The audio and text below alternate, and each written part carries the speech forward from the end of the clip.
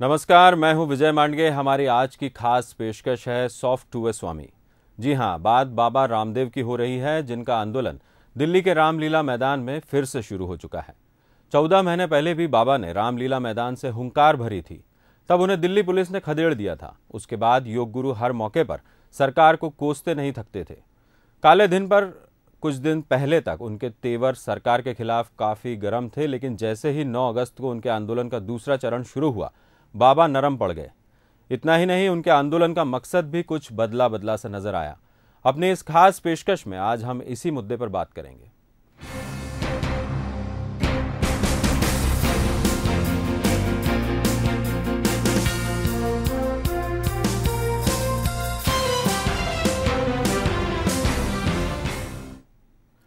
तो बाबा रामदेव ने सरकार को 3 दिन का अल्टीमेटम दिया है। वो दिल्ली के रामलीला मैदान में अपने आंदोलन पर डटे हुए हैं, लेकिन उनके दूसरे चरण के आंदोलन के शुरू होने से पहले और शुरू होने के बाद तक जो बातें सामने आई हैं, उससे ये सवाल उठ रहे हैं कि आखिर बाबा रामदेव क्यों नरम पड़ गए।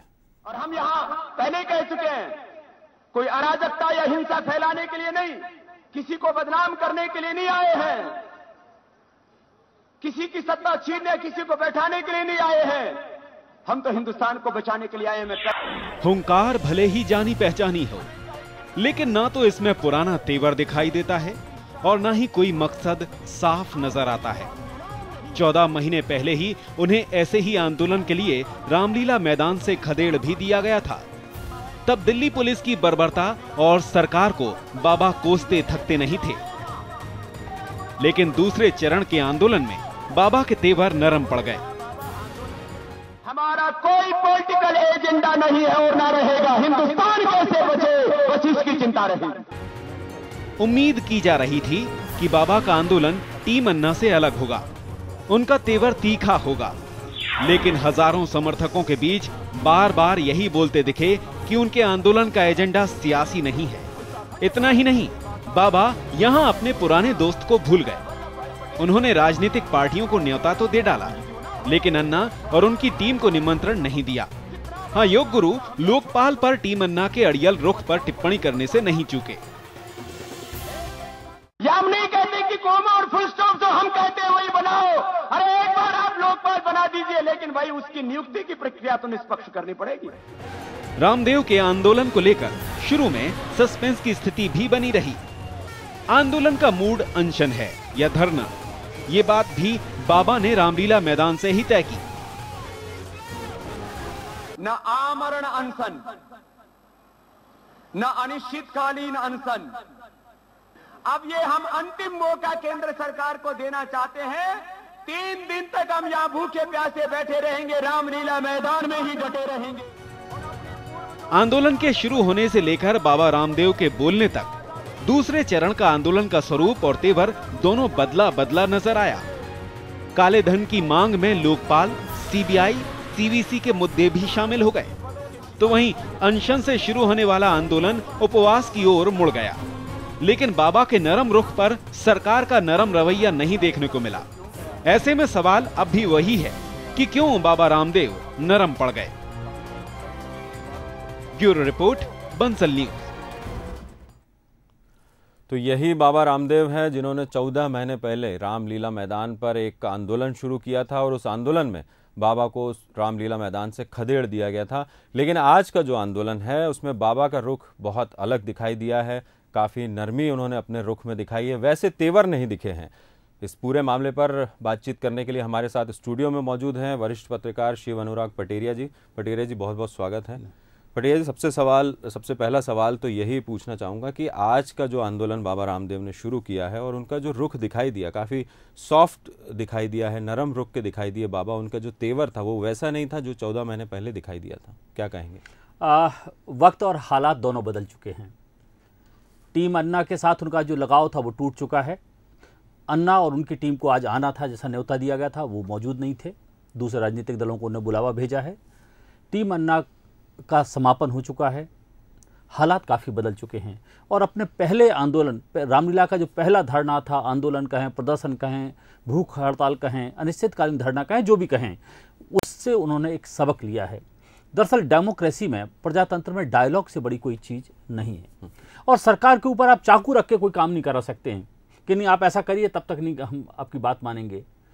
ये बात बाबा को भी समझ में आई है और बाबा ने अपने भाषण में, अपनी बातचीत में बड़ा साफ कहा कि हम फुल स्टॉप कॉमा के साथ ये बात नहीं कहते हैं, हम सबसे पहले कहते हैं लोकपाल लाइए, उसकी नियुक्ति पारदर्शी करिए। दूसरा, उन्हें अपने आंदोलन को व्यापक बनाने के लिए उनको लगा कि अन्ना टीम के हटने से जो एक वैक्यूम पैदा हुआ है उसमें वो अपनी जगह बना सकते हैं और जगह अपना विस्तार कर सकते हैं। अभी उनका जो बेस है वो रिलीजियस बेस है, एक नैतिकतावादी बेस है, एक अध्यात्म के या योग गुरु का बेस है। अब उनको लगता है कि टीम अन्ना का विलय हो गया है या समाप्त हो चुकी है, विलय तो नहीं कहूँगा मैं, समाप्त हो चुकी है, तो एक नया जगह उनको भरने को मिल सकती है।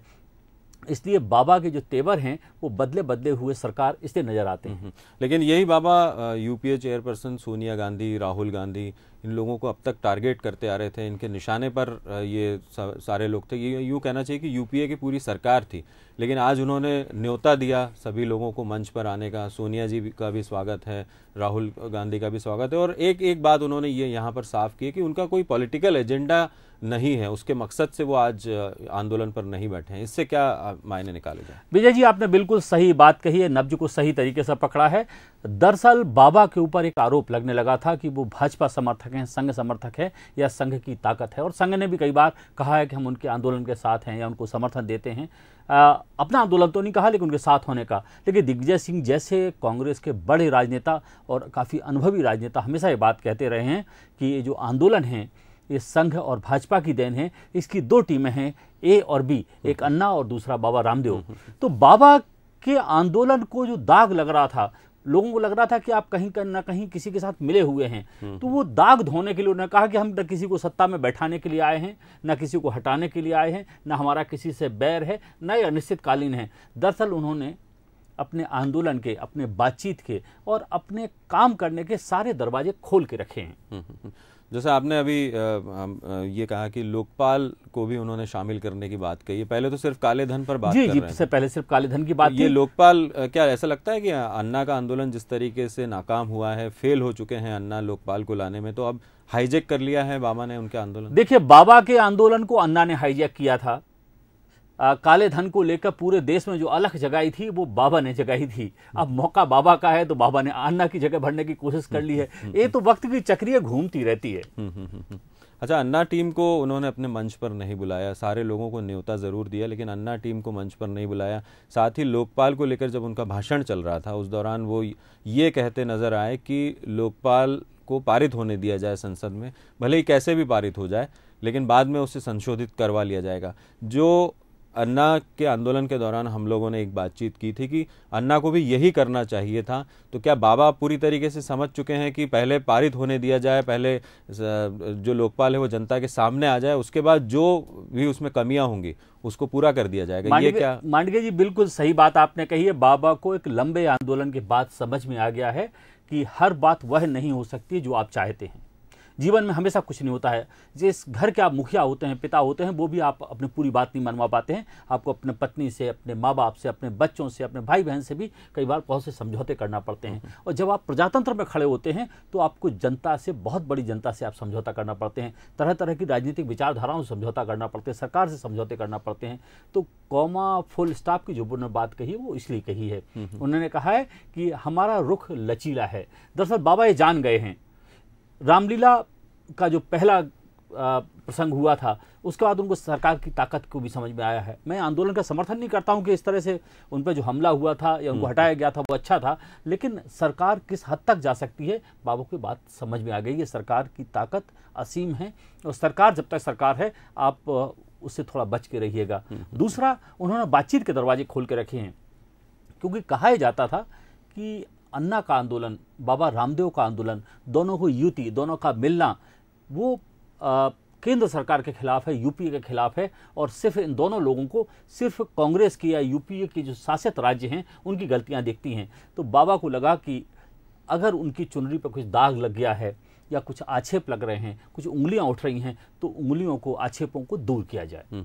लेकिन एक बात यहाँ पर ये कहना जरूरी है कि क्या अन्ना का साथ नहीं मिलेगा तो बाबा का क्या आंदोलन सफल होगा? ये इसमें कितनी सच्चाई? देखिए, बाबा का आंदोलन अन्ना का आंदोलन, मैं इस तरह से इलाहाबाद में जो त्रिवेणी है, गंगा, यमुना और सरस्वती, जो विलुप्त नदियों का विलय है, उसके मिलय से जो पवित्र धारा उत्पन्न हो रही थी, वो पवित्र धारा का मैं मानता हूँ कि एक धारा थी जो देश को ठीक करने के लिए एक बड़ा आंदोलन कैसा था, कहाँ था, लेकिन आंदोलन हमेशा एक नई रास्ता भी देते हैं। अगर मैं थोड़ा हट के बात करूं कि नर्मदा घाटी में अगर मेघा पाटकर का आंदोलन ना होता तो शायद वहां के नर्मदा के विस्थापितों को कभी भी ठीक से मुआवजा नहीं मिल पाता। इसके पहले न जाने कितने बांध बने हैं, लेकिन उनके लोगों को मुआवजा नहीं मिल पाया, उनका विस्थापन नहीं हो पाया। तो हर आंदोलन सरकार के ऊपर एक दबाव पैदा करता है और दबाव जनता के पक्ष में होता है और जनता का उसको लाभ मिलता है। तो मेरे हिसाब से बाबा के साथ अगर अन्ना होते और अन्ना के साथ बाबा होते तो आंदोलन की ताकत बहुत बड़ी होती। बाबा का अपना एक आधार है, बाबा का जो आधार है वो योग गुरु के तौर पर आधार है, एक ऐसे व्यक्ति के तौर पर आधार है जो स्वस्थ भारत को देखना चाहता है, आध्यात्म की तरफ भारत को देखना चाहता है। और जबकि अन्ना हजारे एक सामाजिक व्यक्ति हैं, चाहे उनके जल संरक्षण अभियान हो, गांव के सुधार के अभियान हो, चाहे भ्रष्टाचार के खिलाफ उन्होंने महाराष्ट्र में जो आंदोलन खड़े किए हैं, उनकी एक बड़ी व्यापक छवि है, एक ऐसी छवि है। जब दो छवियों का एक साथ होता है तो एक आपको लगता है कि बड़ी चीज़ बनती है। और निश्चित तौर पर दोनों एक रहें, एक हों, एक साथ आगे बढ़ें, ना हो तो एक बढ़ें। लेकिन शुरू से हमने देखा है, कई बार बातचीत में भी कहा है कि दोनों की टीमों में कहीं ना कहीं मतभेद भी हैं और मनभेद भी हैं। उनका जो मिलना था वो नैसर्गिक और प्राकृतिक नहीं था।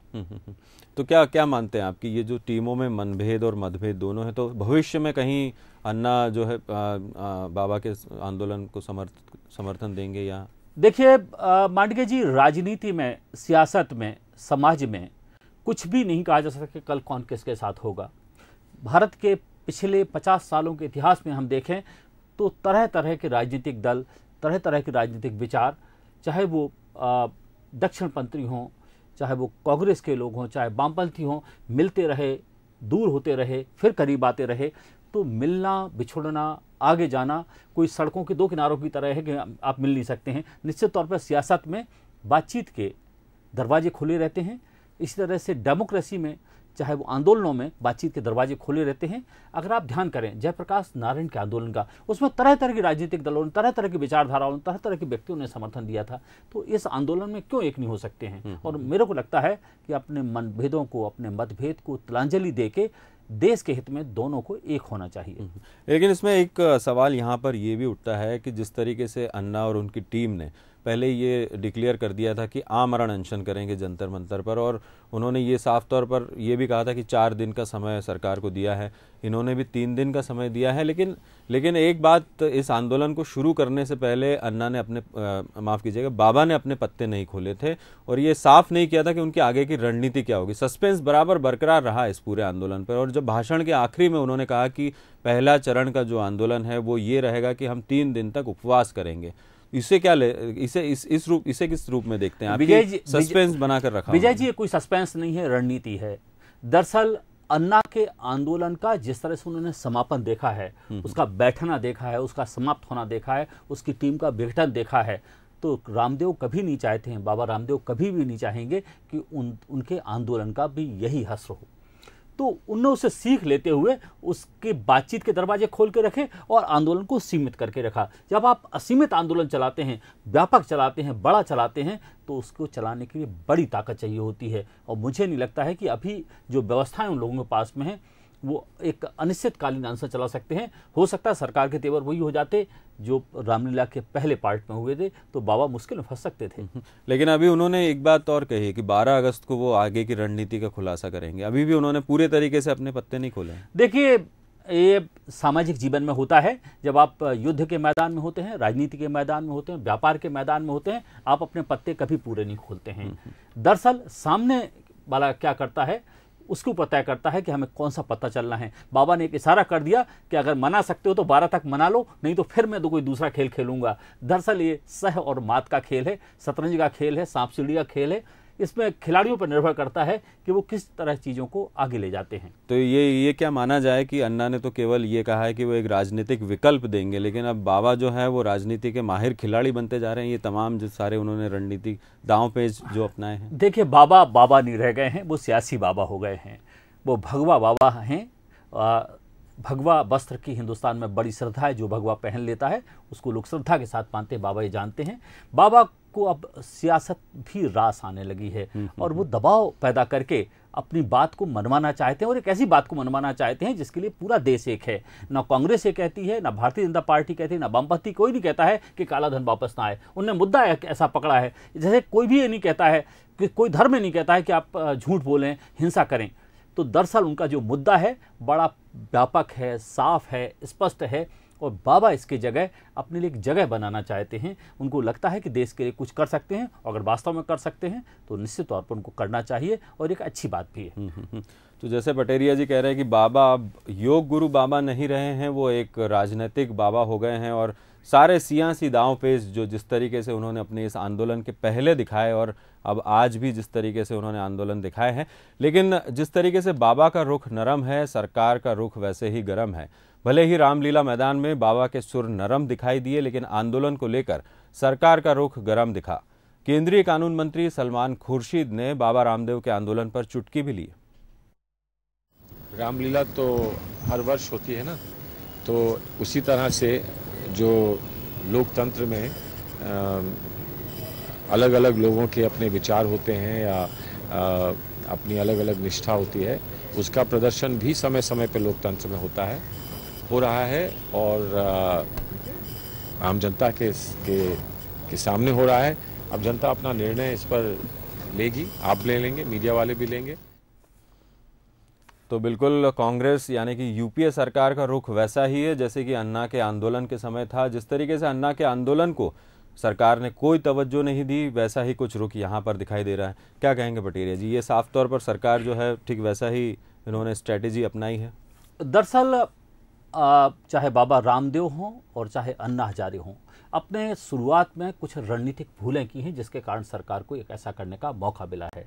अगर आप ध्यान करिए कि रामलीला मैदान में जब पहली बार वो अनिश्चितकालीन धरने पर बैठे थे, अनशन पर बैठे थे, तो पूरी सरकार उनके लिए रेड कारपेट वेलकम के लिए पहुंची थी।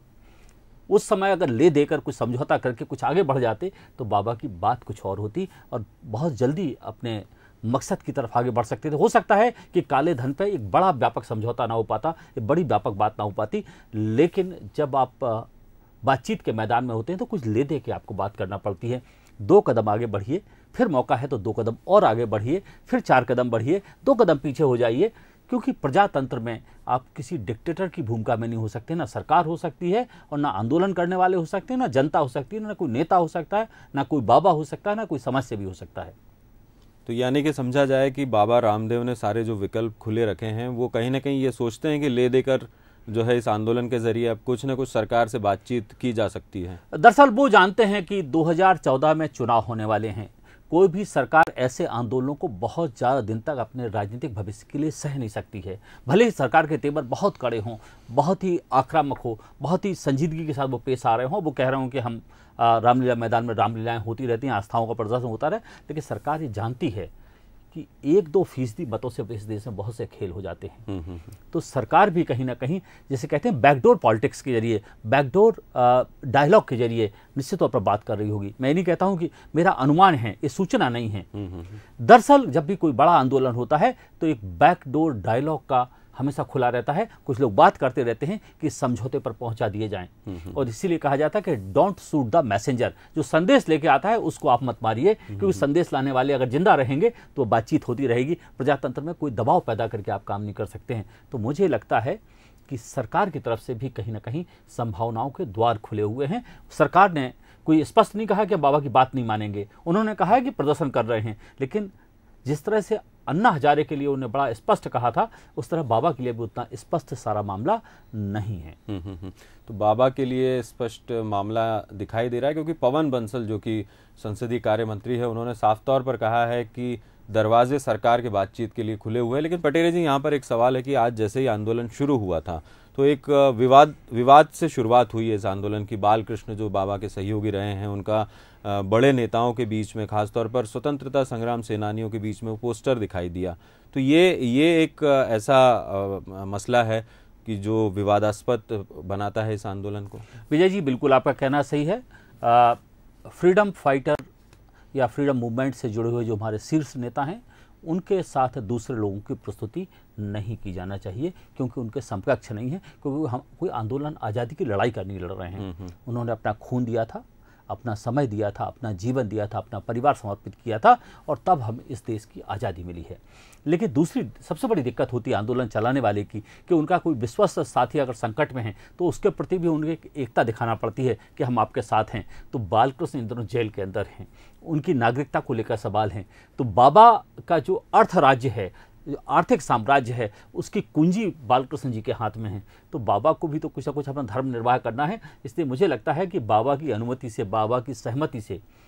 दूसरा विजय जी, मैं एक बात कहूँ, विषयांतर नहीं हो रहा हूँ, लेकिन आपको एक दूसरी बात बताता हूँ कि आपने देखा होगा कई राजनेताओं को कभी दुर्गा के अवतार में, कभी कृष्ण के अवतार में इस तरह प्रस्तुत किया जाता है। दरअसल हम जो भारतीय हैं अतिरंजना की सीमा तक पहुँच जाते हैं। हम कई बार तर्कों का सहारा नहीं लेते हैं।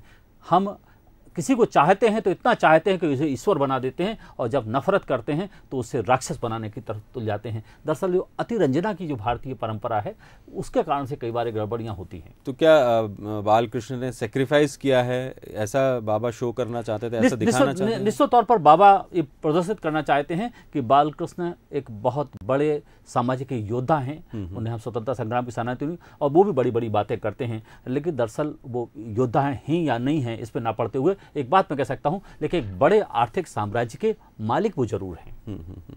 लेकिन एक बात यहाँ पर एक समझ में आती है कि उन्होंने 3 दिन का उपवास की बात कही है कि 3 दिन का उपवास करेंगे, उसके बाद फिर आगे की रणनीति क्या होगी वो अपना खुलासा करेंगे। लेकिन इन 3 दिनों का अल्टीमेटम भी सरकार को दिया है, यानी या तो वो ये चाहते हैं कि सरकार इन 3 दिनों में उनसे बातचीत के लिए आगे आए, या फिर जो है वो आगे अपना आंदोलन जारी रखेंगे। वो इंतज़ार कर रहे हैं 12 अगस्त तक की कुछ ना कुछ उनके फेवर में हो, ऐसा लगता है आपको? विजय जी, आपने कई बार स्थानीय स्तर पर देखा होगा, कोई व्यक्ति छत की टंकी पर चढ़ जाता है और कहता है कि अगर मेरी बात मान लो नहीं तो मैं कूद जाऊंगा।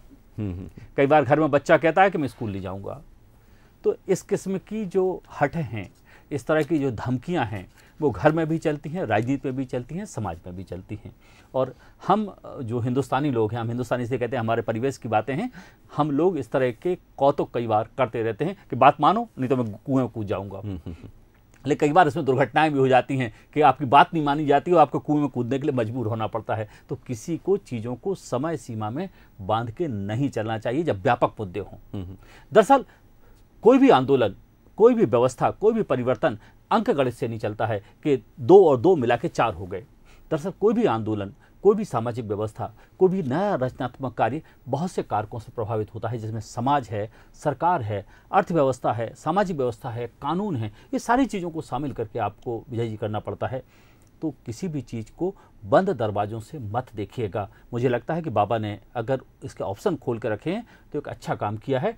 दरअसल जो भद्द अन्ना की पिटी है वो अपनी भद्द नहीं पिटवाना चाहते हैं, क्योंकि उनको जब नहीं माने गए तो अंत में उनको अपने आंदोलन को समर्पित कर देना पड़ा। तो यानी 3 दिन में कुछ ना कुछ रास्ता निकलेगा, ऐसा आप मानते हैं? या फिर इस आंदोलन का 3 दिन बाद क्या होगा? बाबा इस आंदोलन को अब किस दिशा में ले जाएंगे? ये कुछ स्पेकुलेशन या यदि हम देखिए, मुझे जहां तक समझ में आता है कि 3 दिनों में कोई भी बातचीत होने वाली नहीं है। हो सकता है कि बैकडोर जो डायलॉग है वो चलते रहें, हो सकता है इसके लिए एक माहौल बने, और ये भी संभव है कि सरकार की तरफ से कहा गया है कि हम लोकपाल विधेयक लाने वाले हैं, तो इसको बाबा अपनी विजय के तौर पर बताएं, अन्ना टीम अपनी विजय के तौर पर बताएं। हो सकता है सरकार की तरफ से वक्तव्य आए, कहा जाए कि हम काले धन के खिलाफ कोई अभियान चलाने वाले हैं, उसको लाने की तरफ हम कोशिश करते हैं।